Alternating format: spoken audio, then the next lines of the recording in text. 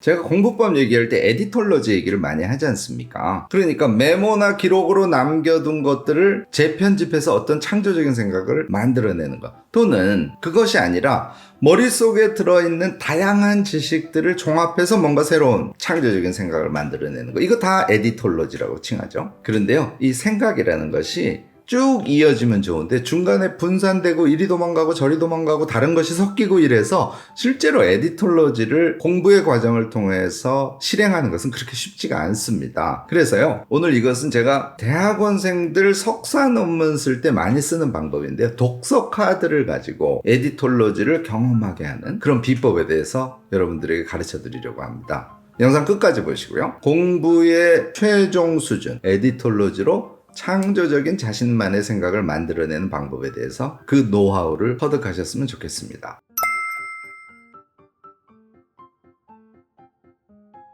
안녕하세요. 무엇이든 세 가지로 가르쳐드리는 명지대 교수 김익환입니다. 자, 오늘은요, 어찌 보면 공부의 세계에 있어서 가장 수준 높은 세계, 그러니까 에디톨러지에 의한 창조적인 자신의 생각을 만들어내는 방법에 대해서 이야기를 하려고 합니다. 에디톨러지는요, 김정은 작가가 에디톨러지라는 책을 내서 우리 모두에게 잘 알려진 그런 개념이죠. 편집한다는 뜻이에요. 우리가 무엇인가 창조적인 행위를 한다는 것은 그냥 밑도 끝도 없이 머릿속에서 툭 튀어나오는 것이 아니라 우리 머리에 쌓인, 또는 우리의 노트에 쌓인 다양한 지식들이 편집의 과정을 통해서 어떤 새로운 것을 만들어낸다, 이런 이론이에요. 레오나르도 다빈치를 김정은 작가가 책에서 소개하고 있죠. 메모광이었다. 레오나르도 다빈치가 그렇게 다양한 영역에서 새로운 창조물을 만들어낼 수 있었던 것은 기록된, 메모된, 그리고 그의 머릿속에 들어가 있는 서로 다른 영역의 다양한 지식들이 융합해서 만들어낸 결과다, 이런 얘기를 김 작가가 강조한 것이죠. 자, 그런데 우리가 에디톨러지를 하려면 그게 잘 될까요? 잘 안 됩니다. 이유가 몇 가지가 있는데요, 그 중에 가장 핵심이 되는 것은 우리가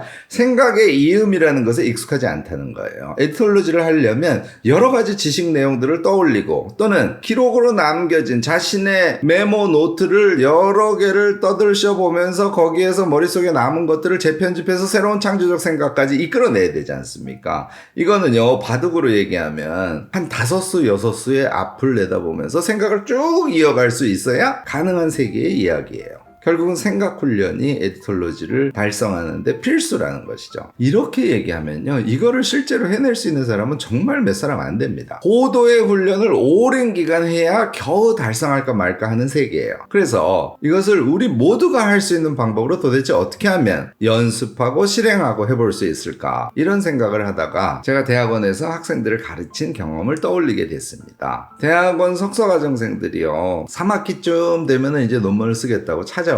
그러면요, 제가 특히 이론 쪽의 논문을 쓸 학생들에 대해서는 논문하고 관련된 책들을 조사를 한 다음에 그걸 읽고 155 곱하기 105짜리 독서 카드를 문방구에 가면 파니까 그걸 사서 독서 카드에다가 내용을 정리해와라, 이렇게 요청을 해요. 그러면 거의 대부분의 학생들이 교수님, 그거 노트북에다 치면 안 됩니까? 이러고 물어와요.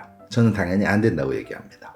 왜냐하면요, 노트북에 쳐놓거나 에버노트라든지 여러 가지 툴들을 써요. 심지어는 데이터베이스에다가 자기가 읽은 지식의 내용을 넣어놓고 그것을 옮겨가면서 지식을 조직화하려고 하는 그런 학생들도 있어요. 물론 가능한 방법입니다. 제가 그걸 나쁘다고 얘기하는 건 아니에요. 그런데요, 사실 그것보다는 종이에다 써서요, 개를 방바닥에다 늘어놓고 비슷한 것끼리 또는 연관이 있는 것끼리 묶어보는 작업을 하는 것이 에디톨러지에 이르려고 할 때는 훨씬 더 도움이 된다는 게 제 생각이에요. 실제로요, 여러분들 회사에서 뭔가 비저닝을 한다든지 여러 사람의 생각들을 모아서 하나의 공통된 어떤 결론을 만들어내려고 할 때요, 포스트잇에 쓰게 하고 그것을 넓은 칠판에다가 붙여놓고 분류해서 어떤 공통된 것을 만들어내고, 이런 경험 하신 분들 계실까요? TV에서 보신 분들도 있을 거고요. 이거하고 독서카드법이 비슷해요. 에디톨러지는 그 과정을 통해서 우리에게 훈련될 수 있다는 게 제 생각입니다. 제가요, 155 곱하기 105짜리 독서카드를 사서 쓰라고 하는 데는 이유가 있습니다. 이게 사이즈가 작기 때문에요, 줄줄줄줄 쓸 수가 없어요. 제가 공법 얘기하면서 맨날 강조하는 게 키워드 위주의 요약,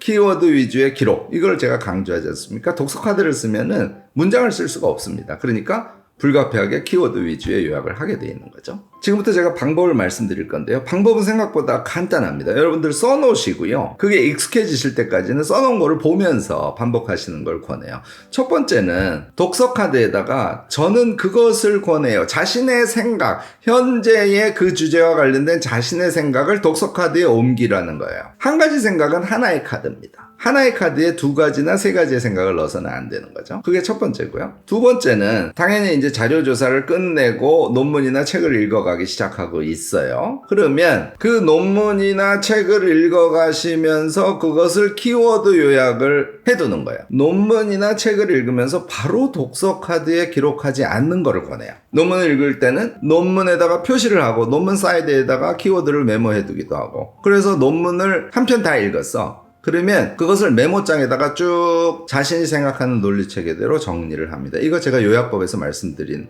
그대로 하시면 돼요. 제가 다른 영상에서 책 요약법이라는 영상이죠. 거기서 말씀드린 적이 있으니까 한번 시간 되실 때 참조로 보시면 좋을 것 같습니다. 자, 책을 읽을 때는요. 책 요약법 영상에서 말씀드렸듯이 책을 쭉 읽고 이거 내가 생각하는 거랑 관계되는 것이 뭐지? 하고 생각하는 거. 순간의 생각이죠. 다른 영상 보신 분들 아실 겁니다. 그리고 한 챕터가 끝났어. 그러면 키워드 위주로 요약 메모를 해두는 거예요. 한 권이 다 끝나면 요약 메모를 중심으로 해서 이것을 자신의 논리까지 포함시켜서 재정리하는 작업을 노트를 해주시라는 얘기예요. 독서 카드는요, 논문을 두세 편 읽었을 때, 책을 한 권 다 읽었을 때, 요 시점에 독서 카드를 만드는 게 좋습니다. 그러니까 별도의 노트에다가 내용 정리를 한 상태에서 그 노트를 보면서 독서 카드를 만들라는 거예요. 왜냐하면요, 그 과정을 거쳤을 때만 자신이 뭔가 정리하고자 하는 주제와 연관된 어떤 중요한 지식 또는 어떤 새로운 지식들, 그런 것들을 발견해낼 수 있고요. 또 한편으로는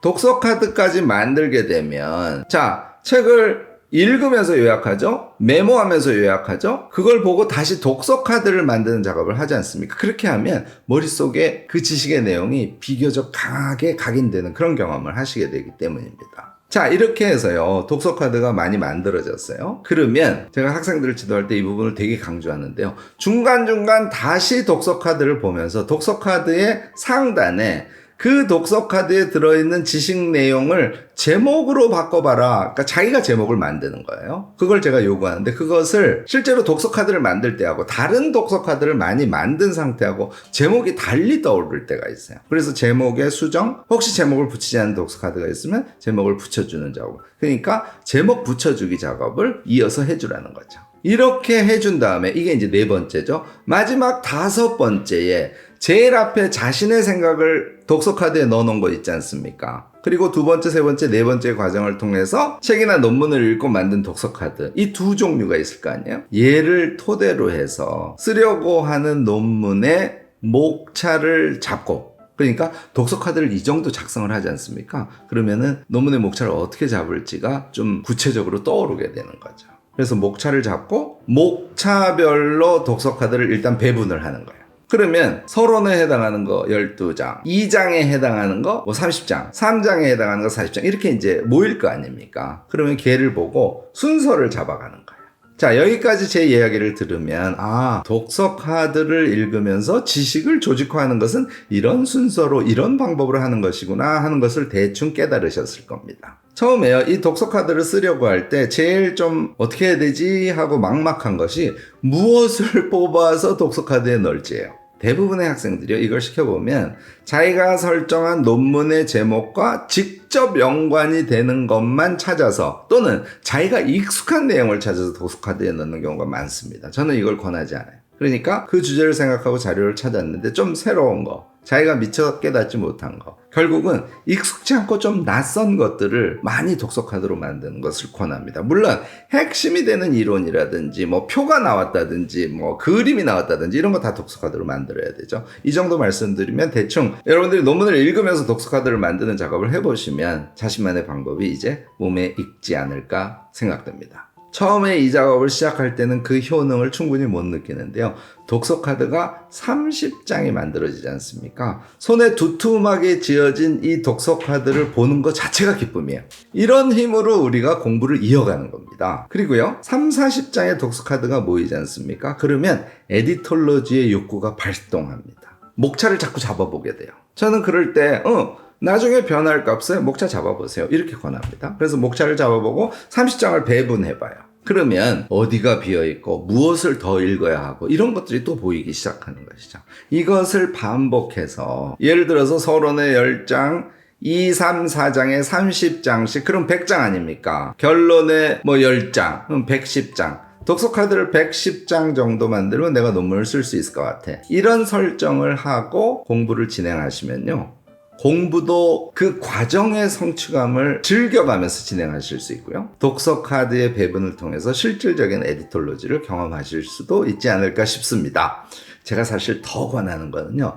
이 독서 카드를 만든 다음에 시간이 될 때 저는 형광펜하고 색연필 한 두 가지를 많이 이용해요. 하늘색 느낌이 나는 형광펜을 저는 많이 쓰고요. 그 다음에 색연필은 노란색하고 주황색을 제가 씁니다. 여러분들도 물론 여러분들의 취향대로 색깔을 쓰시면 되죠. 내가 쓴 독서 카드에 이 색펜을 가지고 중요한 부분을 동그라미 치기도 하고 네모 치기도 하고 거기에다가 색깔로 재밌게 꾸며줘요. 자, 어떠시겠어요? 1, 2, 3, 4, 5장이야.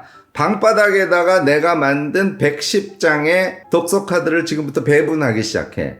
쭉 배분을 해서 퍼즐 맞추기처럼 방바닥에 나열을 해놓으니까 모양이 어때요? 청천연색이 되게 나름대로 예쁘답니다. 그런 즐거움을 통해서 우리가 지식을 즐겁게 만들어가는 거. 저는 이것이 에디톨로지의 힘이라고 보는 것이죠.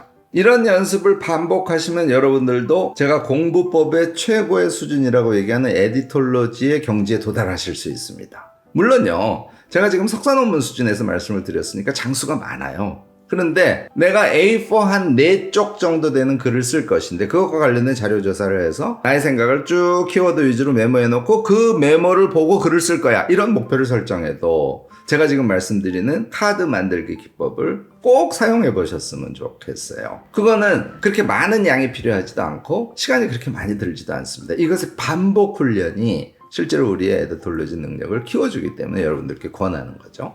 에디톨로지는요, 알게 된 지식들을 기록하고요, 그것을 다양하게 조각 모음해보고요, 그 과정에서 떠오른 생각을 다시 기록으로 써내는 그런 나선형 순환 과정입니다. 독서 카드법이 몸에 익잖아요. 그러면은 그 다음에는 독서 카드를 쓰지 않고 그냥 아래 한글에 쳐놓으셔도 되고요. 심지어 어떤 분들은 책이나 논문에만 표시해놓고 전부 머릿속에 우겨 넣습니다. 그리고 에디톨로지는 머릿속에서 하시는 분들도 아주 고차원적인 수준이 되신 분들은 가능해요. 저는 근데요, 이 높은 수준의 분들이 쓰시는 방법보다 자신의 경지가 높아져도 자주 독서 카드법을 쓰시기를 권합니다. 재미있거든요.